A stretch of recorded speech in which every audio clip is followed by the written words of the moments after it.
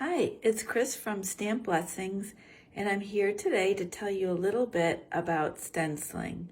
Now, I don't know about you, but you may have seen too that these days there's more and more cards using some sort of stencil. So for instance, the latest Close to My Heart embossing folder comes with 2 stencils, and I can't wait to show you more about that. But I am going to save that for another day because today we're just going to talk about what kind of supplies do you need for a stencil. And you just heard one of my brushes roll off the table. The first thing though that I think that's most important is a craft mat. A craft mat just lets the ink flow on and off, and I have some tips later to share with you. The other thing you need to know is masking tape and what kind of tape should you use. I've gone through many of these. I first started off with painter's tape. Then I went with washi tape. And I like washi tape, especially if I have a pattern that I don't like. So it gives me a good reason to use it up. But sometimes washi tape actually pulls off the paper. Then I heard all about this purple tape that I just had to try. Well, I really wasn't that happy with it because it doesn't hold anything down for more than just a few seconds. So I haven't really used that. Now, in the new catalog, Close to My Heart has come out with a new masking tape, and I love it. It has a low tack, but it's holding so well. And I'm going to really have fun demonstrating this to you later. The one thing I will note, I had no problem. Mine was loose. But if you get yours and you find that it doesn't want to pull loose, put it in the microwave for about 10 seconds and see how that does. Otherwise, some people are finding that these 2 layers are separating, and once that happens, you can end up destroying your roll. So give it just a quick zap in the microwave and see how that works for you. But again, I love it, and it does come in a wider width also. So what about inks you're thinking? Do you need the Distress Oxide inks? Well, you don't absolutely need them, but I will say these are fun and they're easy to brush on.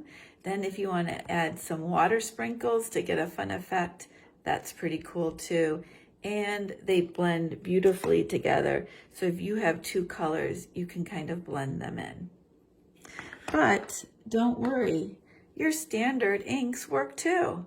So I often grab my Close to My Heart inks when I don't have the right Distress Oxide ink, and I can use those.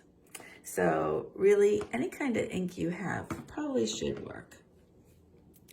Now the next thing is, what kind of tool do you need? Well, let me show you what I have all used in the past. Remember the daubers? They still work. And then the sponges that we used to snip into like 1/8 and 16th, I've got lots of those. Those work. Then I upgraded to the Tim Holtz little handle and foam that comes off, and then you can change out the color. So you can get a couple of handles just so that you're not constantly pulling it off, but these work really great too. And then the last thing, you've probably seen a lot of brushes on the market lately, and now Close to My Heart is carrying these as well. And so they're really cool because they have a light brush and it blends on. But really, I haven't found a particular way that I would say is my die-hard way. Now stencils come in a lot of varieties. I showed you the embossing folder and the stencils. Here is a 3-step stencil that I can't wait to try out, and we'll try this another night. I just got it. It's in the Close to My Heart Rewards Your Way section. So this is available for hostesses only.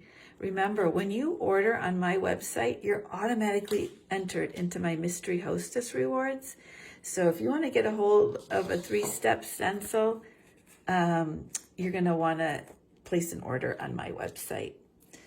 This is how my stenciling craze began. It was Close to My Heart special a couple of months ago, and this was a 2-step.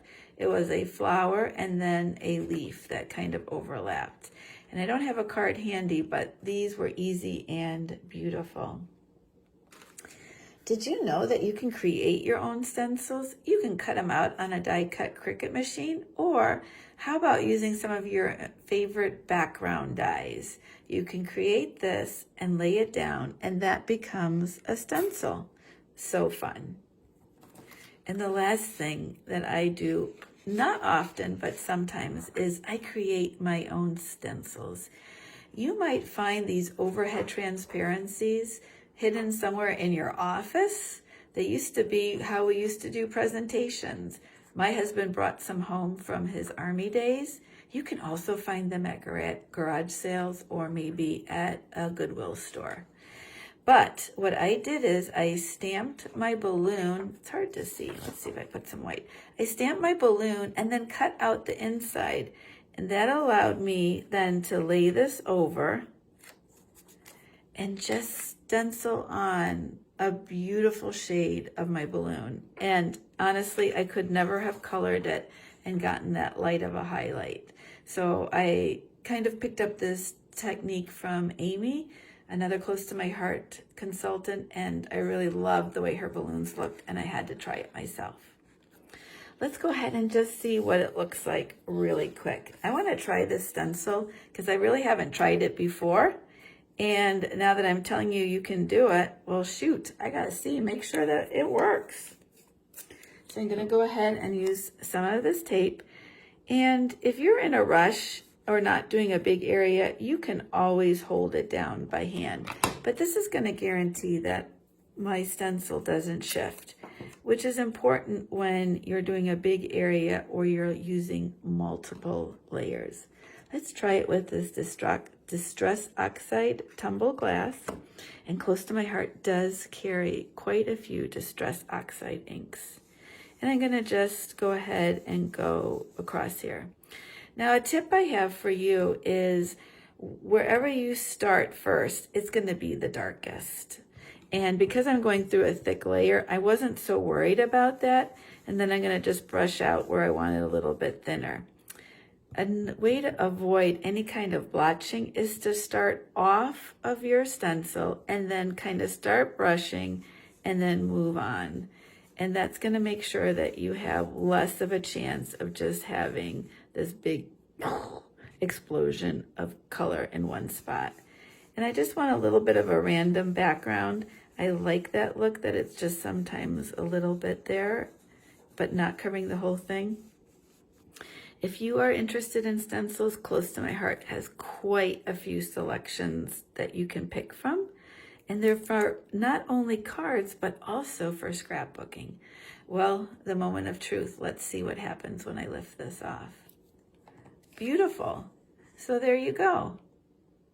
I'd love it for you to look around your house and see what you have.